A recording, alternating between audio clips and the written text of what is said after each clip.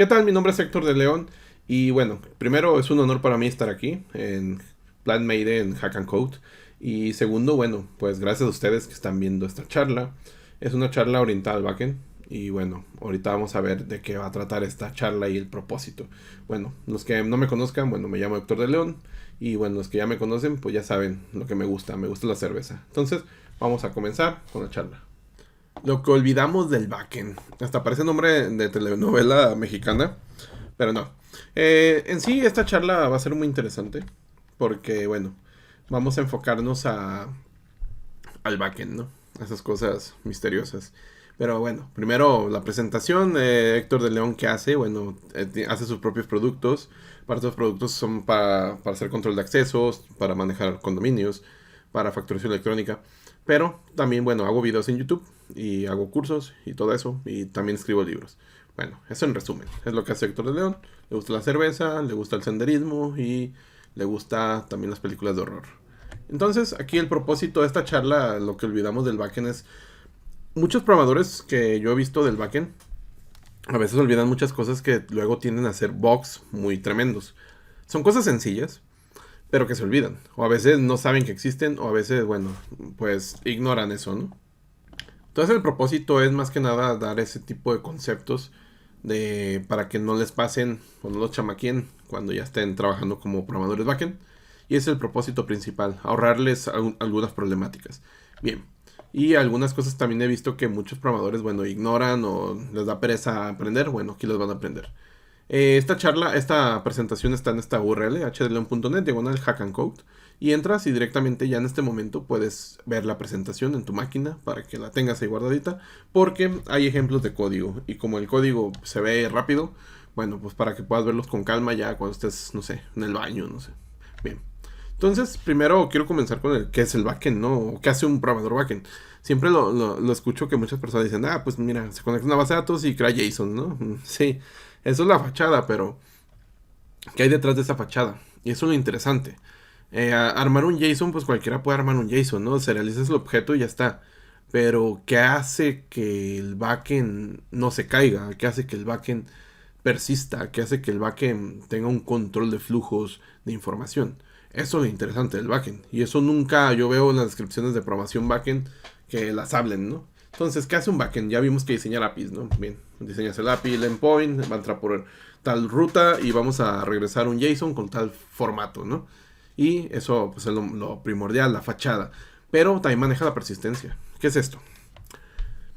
Hablamos siempre de base de datos, pero la persistencia no solamente es base de datos. Hay persistencia también temporal. Y esa temporalidad es temporalidad en memoria RAM o es temporalidad en otro tipo de memoria que sea de rápido acceso. Pero ¿por qué lo pondrías en el rápido acceso? ¿Y por qué no en una base de datos? Entonces ese tipo de decisiones las hace un programador backend. También, ¿por qué pondrías una información en base de datos relacional? ¿O por qué utilizarías una base de datos no relacional? No SQL, MongoDB, etcétera. Entonces ese tipo de decisiones es guardar la información para que sea persistente. O también, por ejemplo, puedes terminar con ficheros, logs de información. Y esos logs de información son archivos TXT que vas a guardar ¿dónde? En una carpeta, en la nube, en S3, etcétera. Entonces, este tipo de persistencia de información, la información no siempre es la misma jerarquía. Hay información que es muy importante y información que es de rápido acceso y hay información que simplemente es temporal y ya está. Entonces, dependiendo de la información, va a tener un peso y dependiendo de ese peso vamos a guardarla en un punto o en otro. Bien. Saber autentificar y autorizar. Esto lo veo mucho que muchas personas no saben la diferencia de autentificar y autorizar. Autentificar es saber quién eres. Es decir, tú eres Juan, bien, perfecto. Tú eres Luis, ok, perfecto. ¿Tienes derecho de usar este sistema? Bien. Autorizar es esa parte de decir Juan tiene derecho de hacer la acción A y B. Pepe tiene el derecho de hacer la acción A, pero quizá no B. Entonces vemos cómo hay jerarquías de usuarios dependiendo su rol. Entonces autentificar y autorizar es súper importante que lo sepa el backend. Lógica de negocio. La lógica de negocio es para todos los programadores, no solamente los backend. La lógica de negocio es por lo que te pagan. O sea, tú cuando estás haciendo una aplicación, ¿qué es lo que hace tu aplicación principalmente? Eso que hace tu aplicación principalmente es la lógica de negocio. La lógica de negocio es esa parte por la cual tu producto está vendiéndose. Por ejemplo, Uber, siempre digo Uber, voy a decir otra cosa. Por ejemplo, Mercado Libre. ¿Por qué le pagas a Mercado Libre? O por qué pagas una comisión a los vendedores, ¿no? Porque tú la pagas. Al final de cuentas, a lo mejor el artículo te cuesta $100, pero ahí va la comisión. O sea, va una comisión que tú la estás pagando. Entonces, ¿qué es lo que hace que tú uses Mercado Libre? Bueno, esa conexión del producto cliente, ¿no? Está resolviendo con lógica de negocio ese tipo de reglas que te llevan a que tú puedas tener tu producto en tu casa. Y hay muchas reglas ahí. Entonces, ese tipo de lógica de negocio son lo más importante de las aplicaciones. Y por lo cual tú estás utilizando la aplicación. Y ya hay muchos extras que no tienen tanto peso. Por ejemplo, el poder ponerle una fotito o cosas así, ¿no? La lógica de negocio es importante también saber aislarla. Por eso es importante saber de arquitectura de software. Y no te digo en una en especial, saber de arquitectura de software. Porque tanto Clean Architecture, arquitectura hexagonal, buscan siempre separar la lógica de negocio para que esté limpia. Es decir, que esté separada de todos los que son herramientas, de que es lo que es framework, de que es todos los que son funciones de bajo nivel. Es decir, lo que te hace es que te conectes a base de datos, lo que hace que se vea algo, la presentación, lo que hace que te solicites una solicitud HTTP, una biblioteca, todo eso son de bajo nivel y de alto nivel la lógica de negocio, porque es lo principal. A mí me ha tocado ver sistemas que se van a migrar y bueno, a veces es un caos porque tienen todo mezclado, tanto la persistencia, la base de datos, con la presentación, con la lógica de negocio, entonces no puedes separarlo porque está todo mezclado. Es como si quisieras separar tu ramen, o sea, decir, bueno, el Naruto, esa cosa que le echan, es parte del ramen y esa es la lógica de negocio. Pero ya está todo revuelto, o sea, imagina que tengas que separarlo de tu ramen, o sea, se va a venir no sé, con espagueti, ¿no? O sea, se va a venir con cosas. Entonces es muy parecido a esto cuando tú no puedes aislar la lógica de negocio porque no tienes una arquitectura de software. Y bueno, también el backend hace optimización. Muchas veces tu sistema sale para 100 usuarios, pero el sistema crece para 10,000. Y esa factura que hacías, ese proceso de facturación, bueno, pues con 100 usuarios funcionaba bien, pero ya con 10,000 no. Entonces esta parte de la optimización es donde el backend se va a meter a tomar decisiones. Decir, ¿sabes qué? Aquí vamos a utilizar un queue para que los procesos se vayan encolando y no tengamos saturada la memoria RAM. O aquí vamos a utilizar un proceso de asíncrono, ¿no? Aquí vamos a decirle al usuario, bien, recibimos tu solicitud y cuando la tengamos lista te vamos a mandar un correo. Y ya pues tú ahí mangonearte con alguna técnica para que hagas los procesos, no que estén todos a la vez en paralelo, sino los vayas encolando. Bueno, la optimización es parte también obviamente tiene que ver con algoritmos. Un algoritmo a lo mejor que estás poniendo es muy lento y tienes que mejorarlo. Y sobre todo también pasa mucho que a veces estás haciendo escritura de archivos y es muy lenta, entonces tomar ciertas decisiones si los archivos ya no son tan útiles, bueno, ¿dónde vas a escribir ahora? Todo ese tema de optimización, bueno, es todo un mundo, pero también lo tiene que hacer el backend y te va a tocar a ti tarde o temprano en el mundo laboral. Monitoreo de errores. ¿Cómo puedes enterarte que hay un error cuando no lo monitoreas? No te vas a enterar. A menos que te llamen, ¿no? El usuario. Oye, me falló aquí, dice exception 500. O sea, ¿pero qué es eso, no? El monitoreo de errores puede ser tanto para rastrear una función muy útil o crítica, como para detectar errores o para detectar mal uso. Entonces, el monitoreo de errores es interesante. Y aquí entra el tema de logs. La seguridad. Hablamos de autentificar y autorizar. Esa es una parte. Pero la seguridad, muchos programadores backend se pasan el LOWASP por el, ya saben por dónde, y no lo leen. O sea, el LOWASP Top 10 es para que tú no reinventes la seguridad, lo que tienes que por lo menos tú contemplar. OWASP Top 10 son 10 puntos bueno, se van haciendo acuerdos y se van haciendo esta lista de 10 puntos que se hace cada 3 o 4 años. El último fue el 2021 y ya va a salir el nuevo en el 2025, creo que por ahí de junio o julio. Y tú te puedes meter a la página was.org y ahí puedes ver esos 10 puntos. Y ahí está bien interesante porque los jerarquizan, el menos relevante al más relevante. Entonces es importante que conozcas el WASP Top 10 como programador backend, así que no lo dejes para mañana. Es algo que te puedes aventar por lo menos por encima, te lo puedes aventar en una semana, pero pues obviamente ya en la práctica pues te va a servir porque ya sabes qué contemplar en tema de seguridad y de conocer sobre seguridad. Si no sabes nada de seguridad, bueno, también puede ser una entrada para que te vayas a empapando de estos temas. Y bueno, pruebas, ¿no? Si no pruebas, no puedes hacer pruebas, no puedes hacer que tu código sea probado y evaluado ¿Qué va a pasar cuando lo escales? Bueno, puedes hacer que otras cosas fallen, se destruyan, etcétera. Entonces las pruebas unitarias son importantes. E integrar servicios terceros, tener esa facilidad de leer documentación tercera, porque te va a tocar hacer que la parte de pago en línea, la parte interesante, no el formulario, la parte interesante que es la seguridad con el pago en línea, que tienes que mandar el token, etcétera. O a mejor integrar servicio tercero y me ha tocado trabajar hasta con hardware. Y hay que leer documentación y tener esa paciencia de leer documentación. A mí me ha tocado quererme últimamente meter a ChatGPT y meterme directamente a que me resuma, ¿no? A veces una documentación de un API. Y ChatGPT no le va bien, esta parte. Porque aunque lees la versión te inventa cosas. Entonces, a veces queremos ir directamente con atajos y no siempre es lo más óptimo. A veces sí, no siempre, pero a veces sí tienes que leerte la documentación. Entonces, integrar servicios terceros parte también del backend. Y saber qué es HTTP. Que esto, vamos a verlo a fondo aquí. Saber qué es HTTP. Y aquí voy a ir rapidillo. El HTTP, bueno, es un protocolo fundamental de Internet. Mucho programador backend no sabe qué es esto. Es decir, no sabe qué es HTTP. Luego pasa que se van a otro... Están trabajando con Python y luego se van a C Sharp. Y como no saben HTTP o qué se hace HTTP, se les hace difícil. Pero eso es la base del backend. Es la base para intercambio de datos en Internet. Permite que un cliente se conecte a un servidor. Cada solicitud es independiente. Tiene métodos dependiendo de la situación. Tiene código de respuesta.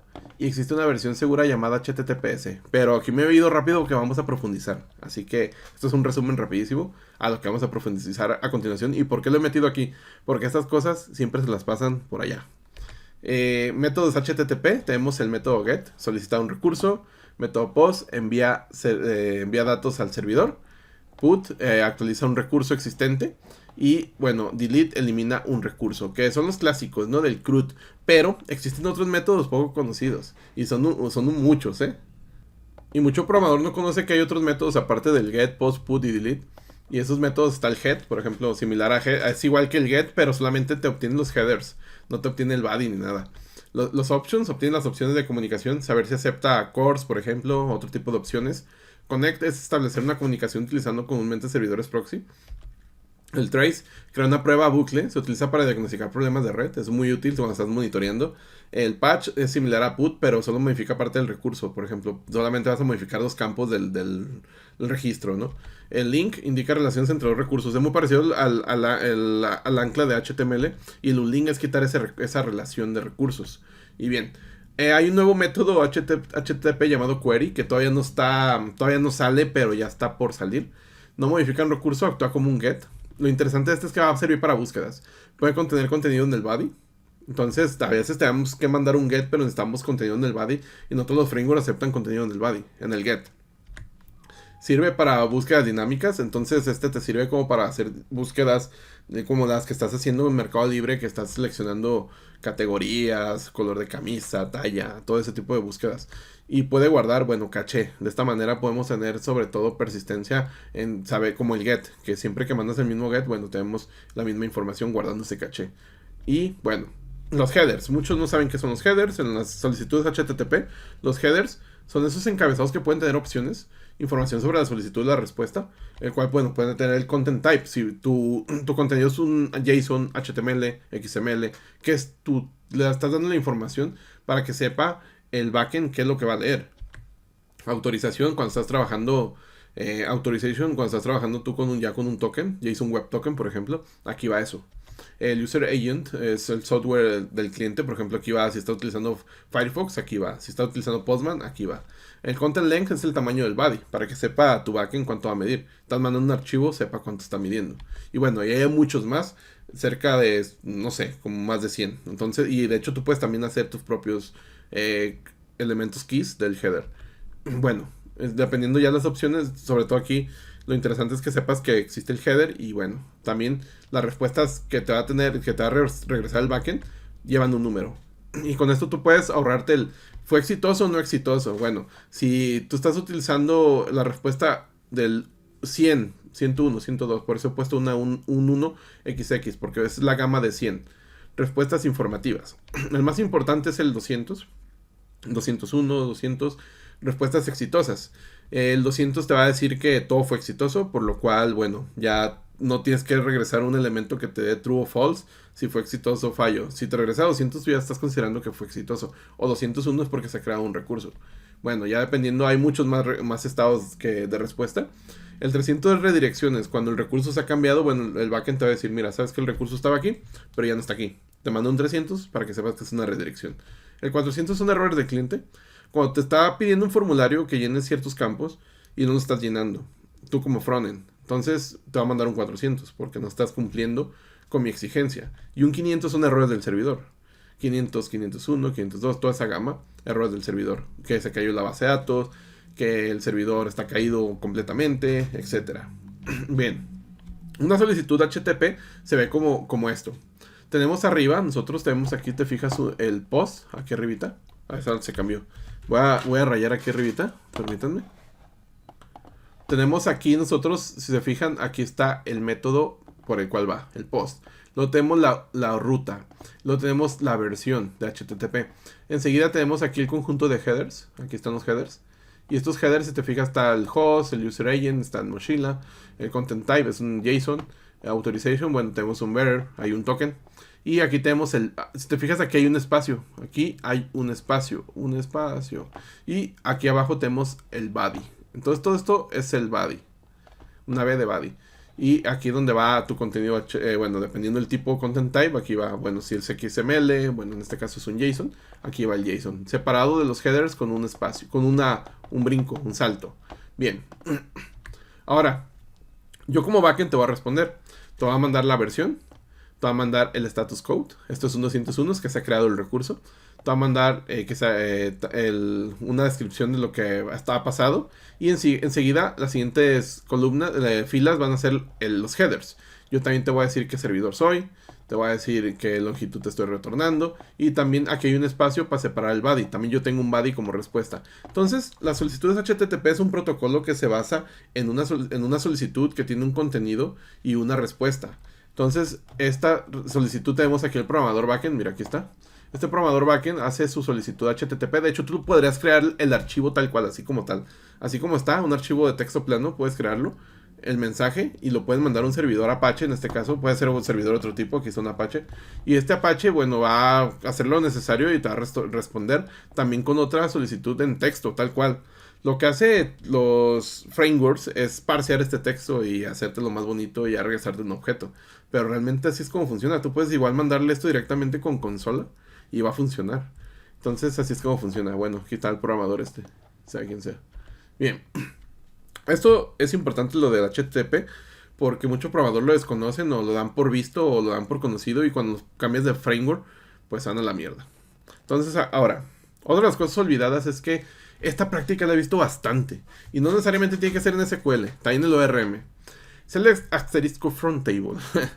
¿Qué es lo que hace esto? Los problemas que puede haber, rendimiento, porque, bueno, estás yendo por más campos de los que necesitas. Por eso también hay sobreinformación. No tiene legibilidad. Y el asterisco front table, sin where, sin limit, sin top, si estás utilizando SQL Server, bueno, también sin paginar. Imagínate toda la información ahí, toda basura que no vas a necesitar. No tiene legibilidad, porque, bueno, asterisco front table, sí, pero ¿cuáles son los campos? Yo no sé cuáles son los campos. Puede ignorarse índices en base de datos relacionales, también te da problemas con los gestores. Carga adicional al servidor. Entonces, pues, estás cargando cada vez más. Y imagina que esto está creciendo. Y por eso pasa mucho que muchos programadores tienen su computadora 5 registros y funciona. Pero ya cuando está en producción y tienes 5 millones, ya no funciona. Porque, bueno, nunca lo probaste exhaustivo, ¿no? Problemas con información sensible. Porque a veces te regresan el asterisco front table y te regresa el password, ¿no?, del usuario. Ahí en todo cabezón. Y bueno, aquí vemos nosotros cómo podremos resolverlo, y es muy, muy sencillo, ¿no? Simplemente especifica los campos que vas a necesitar. Si no necesitas más, no los pongas. Y aquí obviamente también los where son importantes para no ir por todo. Y también paginarlo, porque un usuario no va a ver el millón de registros. El usuario va a ver los primeros 10. Y a lo mejor cuando tú estás en Google no te puedes saber todas las páginas. Vas a ver la primera y la segunda y a lo mejor, ¿no? Entonces, ¿para qué traes toda la información si no la vas a necesitar?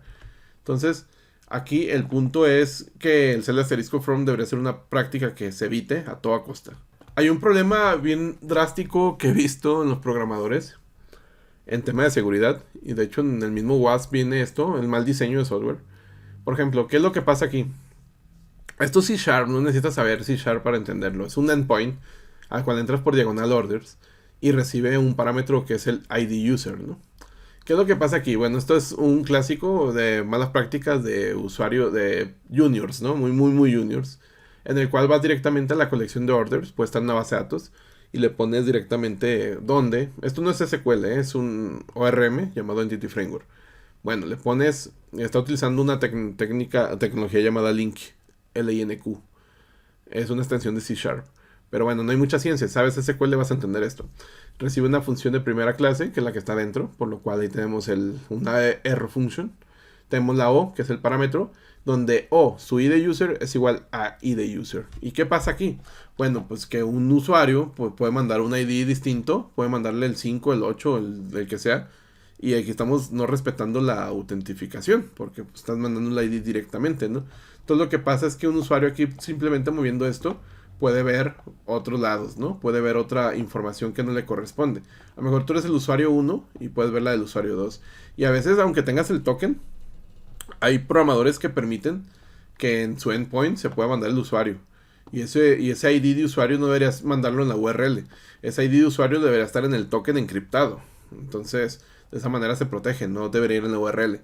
Ahora, hay otras cositas que están pasando. Por ejemplo, aquí, bueno, podemos ver que ya en la sesión, el tipo de sesión que tú manejes, pues ya vas a ir a resolverlo, ¿no? Bueno, aquí si estás en un token, va a estar encriptado aquí en session, y ya vas por el ID de usuario y bueno, ya regresas el usuario. Entonces ya no lo recibes en el endpoint, ya no lo recibes ahí. Ya simplemente lo vas por la sesión que tengas. Lo estás mandando en la authorization en tu solicitud HTTP o etcétera. Bien, de esa manera puedes resolverlo. Pero hay cosas más drásticas. Por ejemplo, estás resolviendo esa parte, pero estás recibiendo el ID order. Y este ID order, tú no estás comprobando que ese ID order pertenezca al usuario. Entonces, bien, aquí vamos por el usuario y la mejor es el 1. Pero tú estás yendo aquí a la ID order, que es la 2, y la 2 es la mejor, le pertenece al usuario 5. Entonces, nada más que aquí se me cambió.